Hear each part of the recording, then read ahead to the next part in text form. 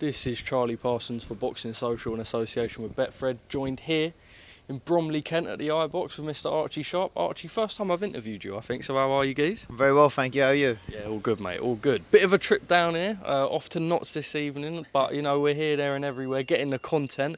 Look, let's jump straight into it. Obviously, I think you had a run out back in June, a points win. Obviously, you're sitting number one with the WBO. What is next for Archie Sharp at the minute?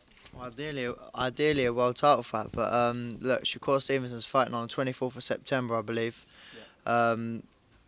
So for myself, it's just a matter of just staying busy. I'm literally waiting for a date as we speak now. So hopefully, what I'm hoping to hear is that I get a final eliminator and then fight for the WBO in the new year. That's what I'm hoping to hear. So yeah, just big fights from now on, mate. Do you know what I mean? I'm sitting at number one, like you said. That was a little run out in June.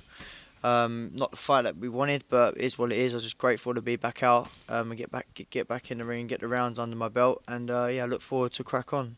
I was going to say, obviously grateful to get out, but I imagine a little bit of frustration from you perhaps recently with probably not getting the fights that you may want. I know it's been sort of a difficult time for everyone involved in boxing, but like you say, now you want that final eliminator, you want to push on, you want to get that belt. So these SHAKUR Stevenson type names, they can sort of look at you and go, okay, well there's reason in taking this fight. Exactly that, and that's what it's about. It's definitely not from on my behalf why these fights ain't happening. Do you know what I mean? I'm screaming for the names. I'm in the gym. Always in the gym all year round, so I'm just waiting for that date, waiting for that call, and then once I get there, mate, all this will be in the past and we just move on. Do you know what I mean? Just keep winning, keep being at the top. I beat all the top boys. Like I say, I've been calling SHAKUR Stevenson now for a long time. I believe I can beat SHAKUR Stevenson, and I'll end that little hype train and then move on to the other big names. Well, let's go on to SHAKUR's fight. You mentioned obviously coming up. He fights the Brazilian Conceição, I believe is how you pronounce it. Obviously, he had the fight with Oscar Valdez, where a lot of people sort of thought that he won. A bit of a dodgy decision there. He was never given a rematch in that fight. Instead, he gets the shot at SHAKUR's belt. A good amateur, I believe, had a win over Lomo. I think it may have been overturned, but a decent fighter nevertheless. How do you assess that fight for SHAKUR? It'd be interesting to see how SHAKUR deals with him, because I think he's a bit of a boxer himself, so I look forward to seeing that. And like you say, he's got bundles of ability back in the amateur days, so I think it'll be a great fight, and we'll soon see how SHAKUR deals with the different style. I think at the minute with Oscar Valdez, with his last fight, just literally took it to him. It suits SHAKUR Stevenson all day long, so yeah, I'm very intrigued to see how the fight goes, and like I say, I want the winner of that fight. Obviously, you want SHAKUR. What are the pathways yourself to beating someone like SHAKUR Stevenson? You said the hype train. Obviously, it is a hype train in America, and I suppose over here with his recent performances against Valdez, Herring, someone that you've called before in the past, before the retirement. Even Valdez, he can have it as well. Do you know what I mean? With Valdez, I've said if not, then I'll fight Valdez next. So it's no problem at all. So I'm just waiting. But it'll be interesting, because I believe I beat SHAKUR Stevenson with everything. Whether we take it to him, whether we outbox him, however he wants it, I can beat SHAKUR. Well, in your head, and I suppose when you're training every day, you're not obviously training for SHAKUR, but that's something that you keep in mind, being WBO number one, him being a belt holder. How does a fight, you know, with someone like SHAKUR Stevenson, you would go in as a big underdog, but obviously that's something that you'd want to upset. That's not going to faze you in the slightest. How does a fight between you and SHAKUR play out? It'll be, I won't reveal everything, but at the end of the day, look, we both got unbelievable skills, and it's been a matter of who can stick to a game plan and be the most disciplined fighter. And I think for myself, I haven't had nothing thrown at me through this career. It's never been easy and just given to me, and I've been very disciplined, and I think I could be more disciplined than him in the fight, and I beat him on pure skill. Do you think a fight like that, with the sort of frustration that you may have encountered in the sort of last couple of months, year even?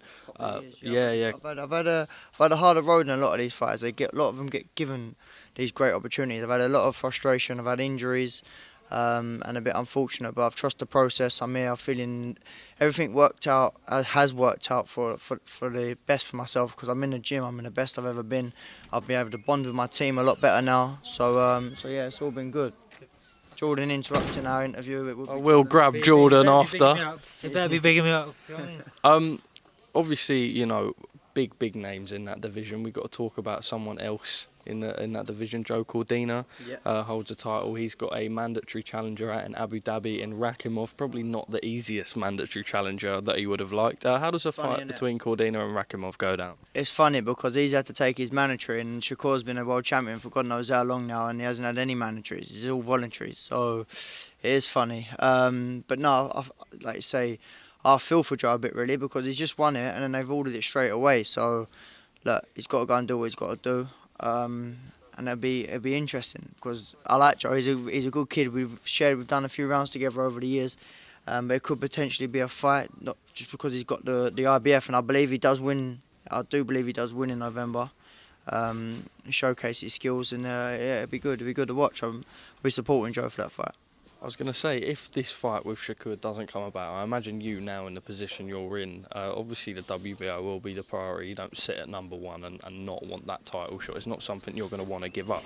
But on the other hand, you know, with how well the division is, if the other opportunity came up and you're like, all right, you know what, it's enough camp time, I've got the opportunity, it's a big name, it's a good fighter, is that something you'd entertain as well? I'll entertain anyone who's got a belt in the 130 division, because I just want to win these belts in the 130 and move to 135 and smoke everyone at 135. So look, at the end of the day, it's not personal on any of these opponents.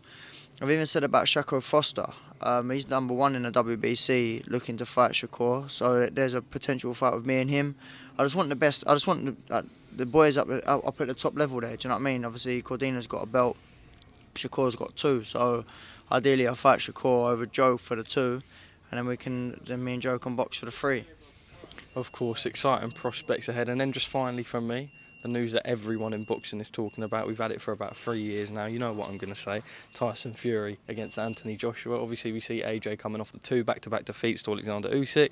A better AJ the second time round out in Jeddah, but not to be for him. Obviously, Tyson Fury goes into that fight a huge favourite. How can you doubt the man? He's been up against it numerous times and, you know, never had an issue. Still recording. How does that fight go? And obviously now I think is one of the closest we're going to get to have that fight over the line. Do you believe that we finally, on December the 3rd, obviously you won't, you know, we all know as much as each other, but do we finally see this British mega fight? I don't know, it's hard, and it'd be great for boxing. Hopefully we do, because it'd be unbelievable for British boxing. But I mean, until they're both in the ring and ready to throw punches, it's hard to say. But I think it's gonna be a good fight. I think whilst it lasts, Tyson Fury for me is the favourite to stop AJ. I think within 6. So, but no, it'd be good. It'd be a good old fight. Well, Archie, top man. Just a final message to people watching at Boxing Social. Don't be sleeping on Archie Sharp. I'm coming. Some big fights on. There's some big news coming, and stay tuned. Top man. Thank you for speaking to me.